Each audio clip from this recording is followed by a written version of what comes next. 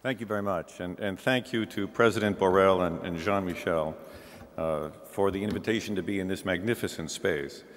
This is the 7th time since 2009 that Jean-Michel has invited me to come and speak in Florence, and thank you. I am a member of the world's oldest existing and continuing firm of consulting economists, a firm that arose, as it happened, to deal with the American gas industry conflicts of the 1950s and 1960s. I have overseen my firm's work with pipelines around the world since the 1980s, whether in North and South America, New Zealand or Australia, Russia or China, Africa or India, and Europe too. What I have learned over those decades has just been published by the University of Chicago Press, entitled The Political Economy of Pipelines. There. It deals with the economics and institutional development of an industry that has long been ignored. It's the first peer-reviewed monograph on the economics of pipelines in over 50 years. There's little that I'll discuss today about the EU's gas problems that is not reflected at length in that book. And Michelle's graduate students are downstairs selling copies, and if anybody's speaking to me after I'm done today, I'll be happy to sign them for you. Okay. Will the EU get energy at the right time and at the right place? Will the EU keep every pipeline asset national only? Or would the EU be stronger and more secure if some of its gas industry was regulated at the EU level? These are the questions that I was asked to address. First, markets are volatile. Unless pipelines can be used flexibly to ship gas around a continental market like the EU, they cannot handle fuel market volatility, both in weather-related demand and in supply disruptions, without shortages. But pipelines are really no more than big steel tubes. How do you get flexibility to deal with fuel systems in a set of big, inanimate steel tubes? There are two ways. The first way is what British Gas did when the UK Monopolies and Mergers Commission in the early 1990s told it to quickly make a competitive market in gas or heads would roll. The company thus devised an expediency called, and the expediency was called entry-exit, an abstraction from the pipeline system. That is, to treat a whole pipeline system like a big tank, with only one charge for getting in and one charge for getting out. That's how the system works in the UK today. If you want to buy or sell gas, you pay a charge for entry, and you pay another charge for exit. And what goes on in between is not your concern. A monopoly runs the business, and the regulator tells it what to charge and when and how to add facilities to deal with the fact that, entry-exit notwithstanding, actual gas moves at 50 kilometers an hour through the pipeline system, and a bunch of engineers at real control panels direct the gas to where it's needed through real pipelines. Simple enough. On an island, such a system may work just fine, and it works enough in the UK. Gas supply rivalry did develop, according to the wishes of the Monopolies and Mergers Commission. The price is lower there than here. But the UK is still an island.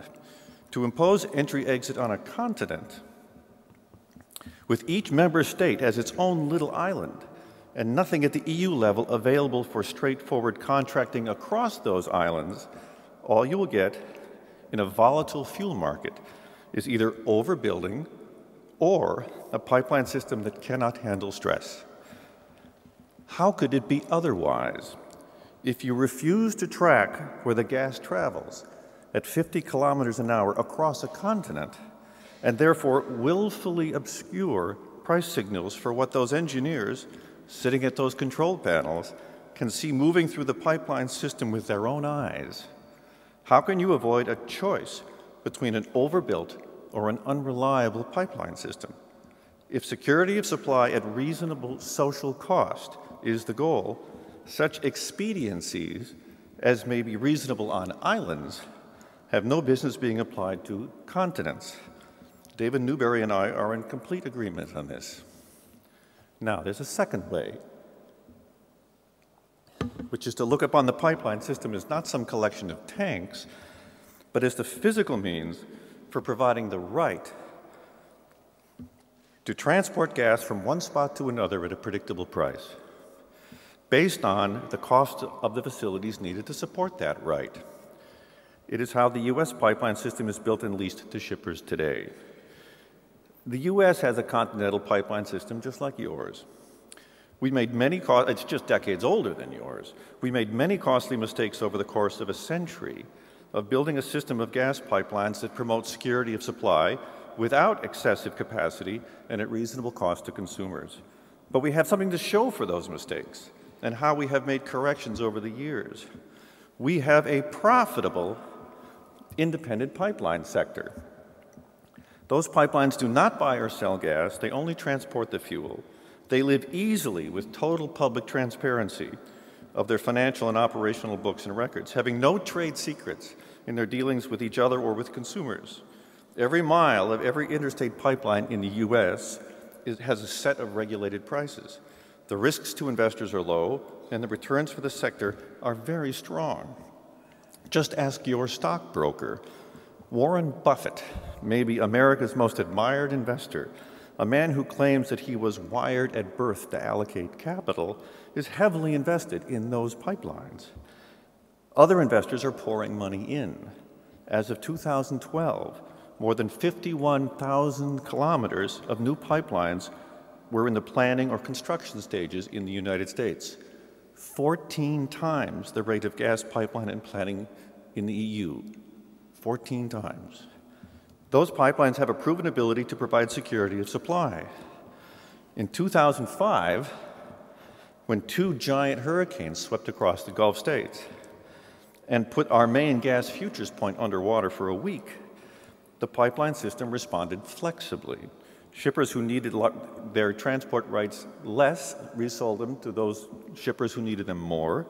The transport resale market cleared, and the gas market cleared also and returned to normal after about 3 months. What about gas prices? Over the past year, consumers have paid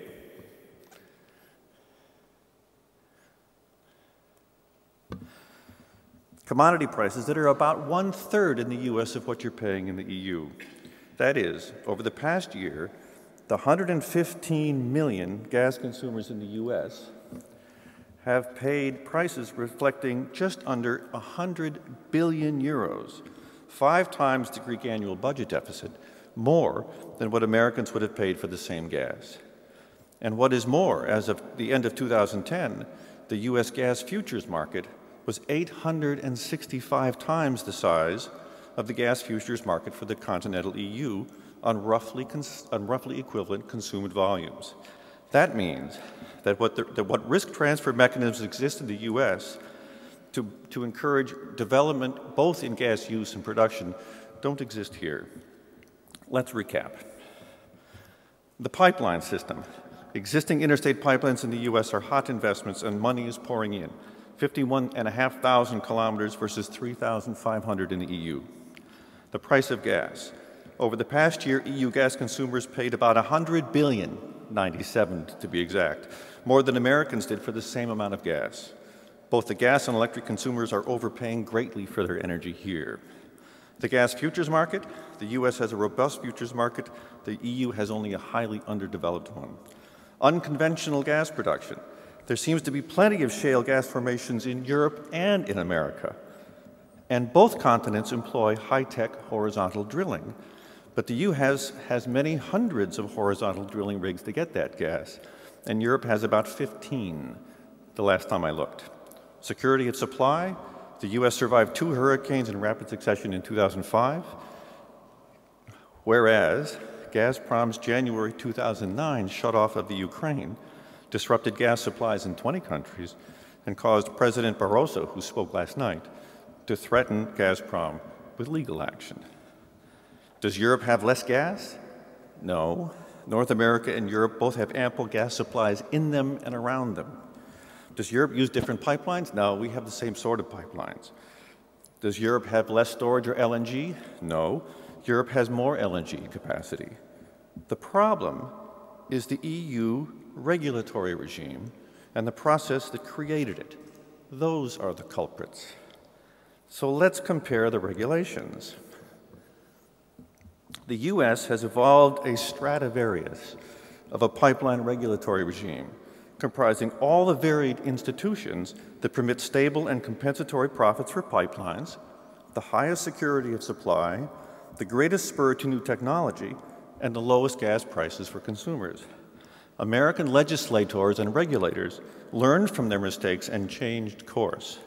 It is not an easy regime to comprehend, but then neither is a Stradivarius. If you want to see it inside and out and track the century-long institutional history of that regulatory Stradivarius, see my book. What Europe has is the third package, the root of Europe's pipeline problems and thus its gas problems.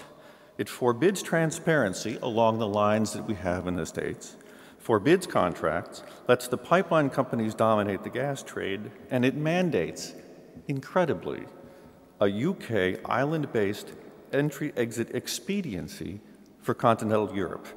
The core of the third package, and I don't want to be unfair, but it is true, is a restatement of the rules for power markets.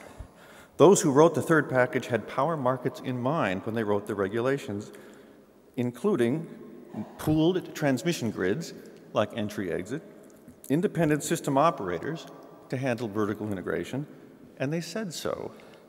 But wires are not pipelines. Electricity, which moves at the speed of light, is not gas that moves at 50 kilometers an hour. Power markets are not extractive fuel markets, with the latter's intangible expectations that drive prices.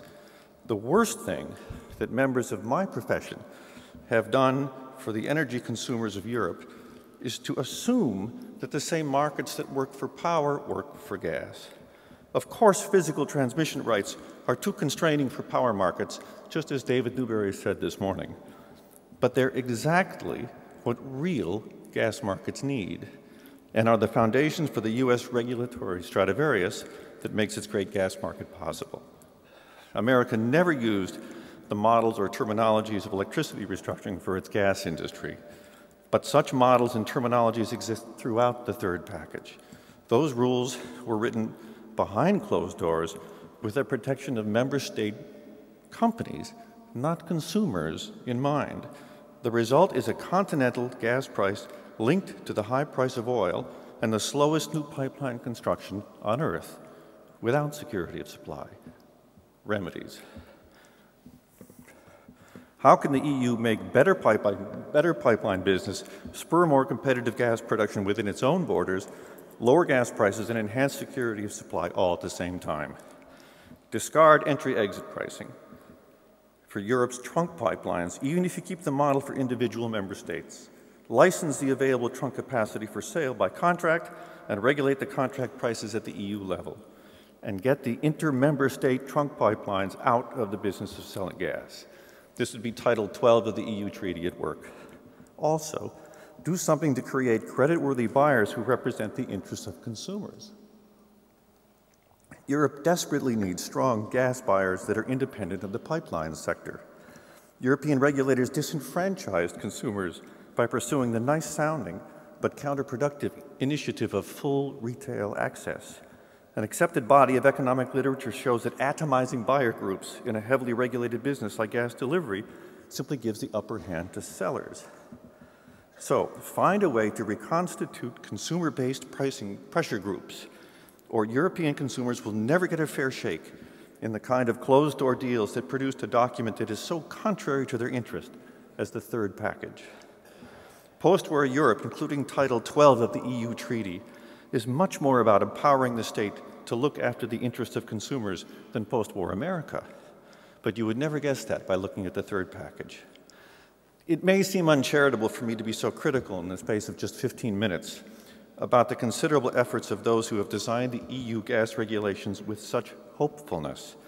But EU consumers are paying 100 billion euros a year more than they should, to say nothing of the related excess power prices. Independent homegrown EU producers, like Polish gas shale developers, have no ready access to gas buyers and no real futures market in which to offload risk.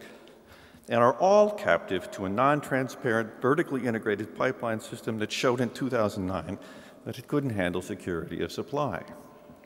Greater public funding of more pipelines, public funding, for EU members in recession and short of public funds is not the answer. The answer is a regulatory regime more mindful of what makes pipelines and gas markets unique, more balanced in the interest of consumers and gas supply businesses, and much more efficient in the use of the impressive infrastructure you already have. Thank you very much.